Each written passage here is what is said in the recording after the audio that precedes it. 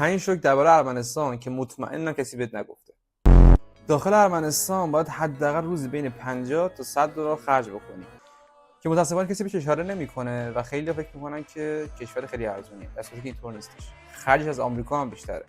یه روان کوچیک‌تر از اون چیزی که فکرشو میکنی، انقدر کوچیک که بعد از یکی دو روز فکر کنی همه شهر رو بلدی. فقط مرکز شهرش جای دیدنی داره برای یکی دو روز، اطراف شهرش واقعا هیچی نداره، یک روز بیشتر نیست. یکی از خوبایی که میتونم بگم اینه که شبای زنده‌ای داره و مردم داخل شب بیشتر اکتیون نسبت به کشورهای دیگه. یه چیزی که دیگه میتونم بهش اشاره بکنم، آب و هواش کاملا شبیه ایرانه، انگار تبریز خودمونه، فقط بافت شکم فرق میکنه. برخلاف اون چیزی که فکر میکنید، متاسفانه ارمنستان همه جا انگلیسی صحبت نمیکنن. زبان رایجش ارمنی و زبان روسیه. اگه زبان انگلیسی بلدی زیاد به کار نمیاد داخل ارمنستان.